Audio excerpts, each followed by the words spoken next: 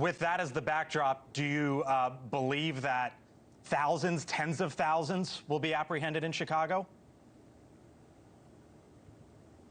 Oh, we'll see. But I said that we always prioritize public safety threats and national security threats.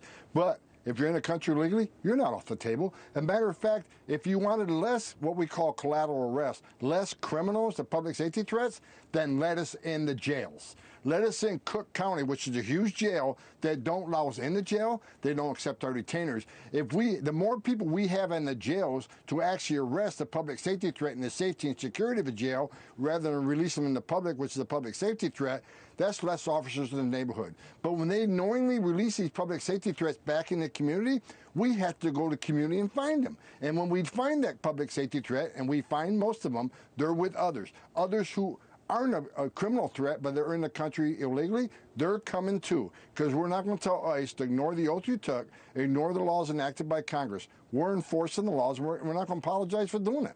I hear you on jails. What about businesses? What about schools? We don't do operations at schools. And that's another false narrative. The left is really scaring the public. We don't, we ended the sense of location policy because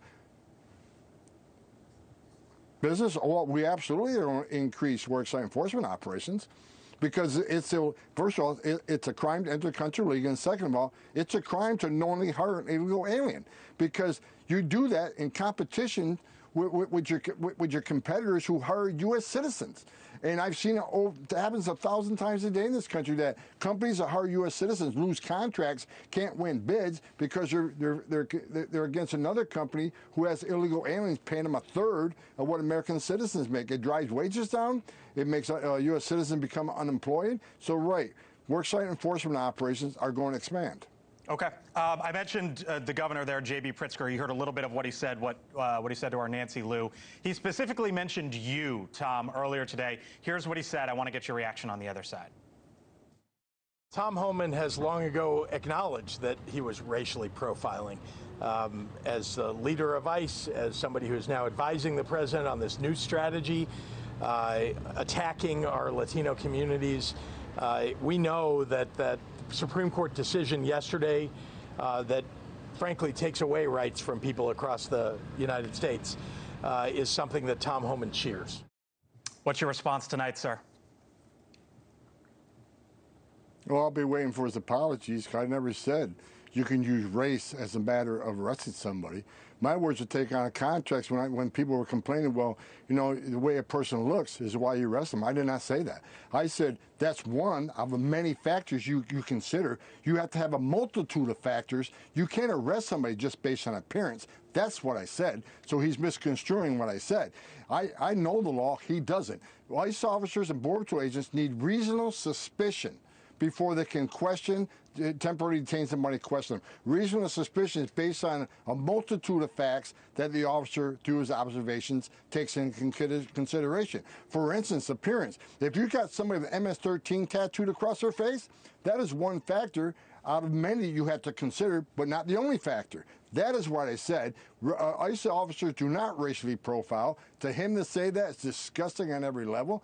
The ICE officers take a Fourth Amendment training every 6 months. They're well trained. They're doing exactly what the courts allowed them to do, and the Supreme Court just agreed. They're doing things legally.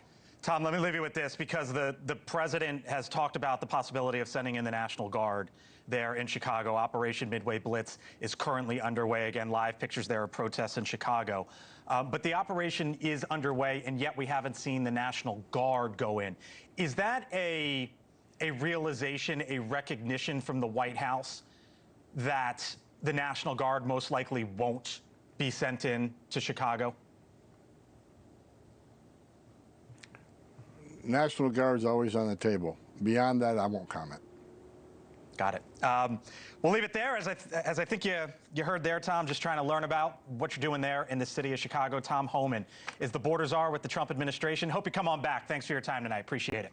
Thank you for watching. Subscribe below and download our NewsNation app right now on your phone, and you will get fact-based, unbiased news for all Americans.